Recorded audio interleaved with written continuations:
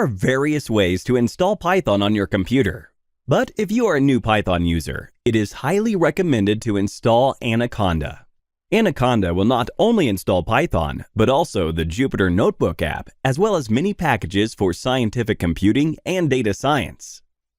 Let's open www.anaconda.com and click on the download button on the home page.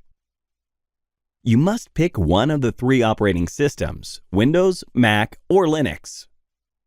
In this lesson, I will show you how to install Anaconda on Windows, but the procedure is identical for Mac or Linux.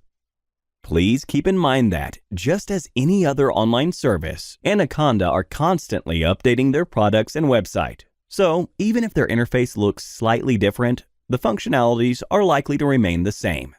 That said, you must then choose one of the four provided options. Which version do you need to install, Python 2 or 3? Do you need a 32-bit or a 64-bit version? The latter will depend on the Windows version you are running. Before we proceed, I'd like to quickly clarify something you might have found curious. Why are there two versions of Python in maintenance at the same time? Well, Python 2 came along first, obviously, and established itself as a very solid programming language in the fields of business, finance, and statistics. It has done its fair share of faithful service, and Python 3 is even better. That's why, during the past few years, the idea has been to switch to using the newer version of the language.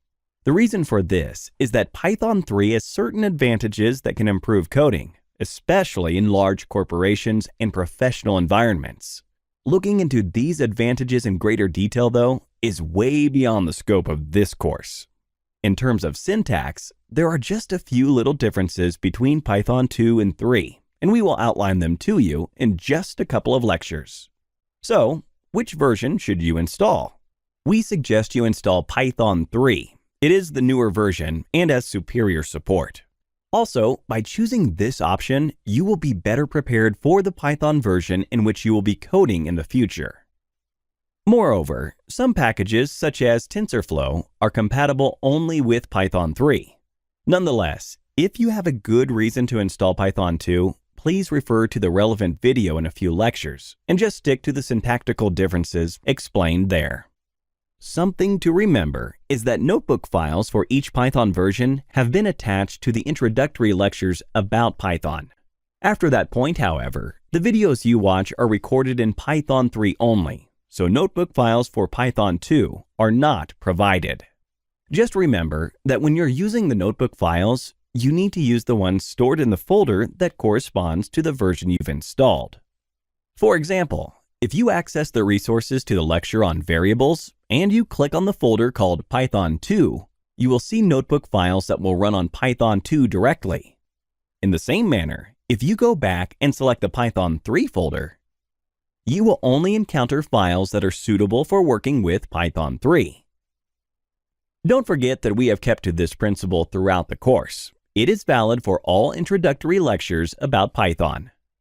And please, don't pay too much attention to whether you are installing Python 2.6 or 2.7 or 3.6 or 3.7.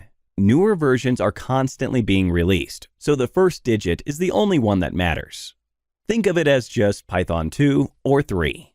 Whenever there may be compatibility issues, we will have provided an article with step-by-step instructions on how to deal with them.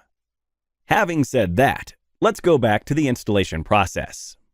When you are choosing between a 32 or a 64-bit version, you can simply check your operating system.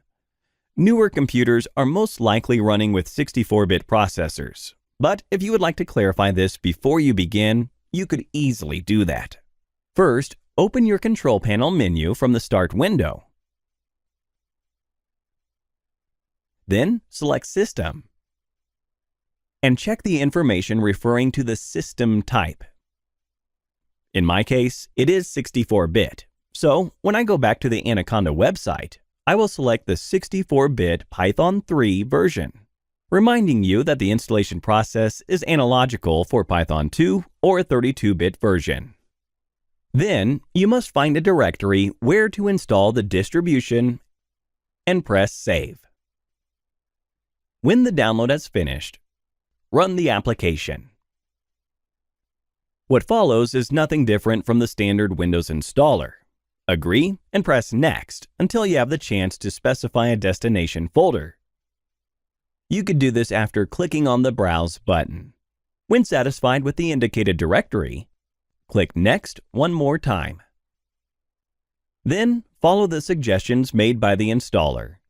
For instance, I will tick the second option only. Finally, click Install and wait until you've been told the operation is complete. That's basically all we needed to install. So I'll skip and untick any suggestions I see after this moment, and will then click on Finish. What you just installed is the whole Anaconda distribution, the Python language, a text editor, many applications, and packages. You also have the Jupyter Notebook app. You can open the Start menu and select the respective icon from there. A new window will pop up. It will take a few seconds for the app to load. Once this is done, your web browser will open a new tab with the Jupyter dashboard. Bear in mind that there's an alternative for starting Jupyter. You can open the Anaconda Navigator app, which will lead you to all software tools that come with the Anaconda distribution. We are focused on Jupyter only, so if I click on the relevant Launch button, I will once again open a new tab in my web browser. In our next video, we'll study the dashboard in more detail and learn how to use Jupyter. See you there! Thank you for watching.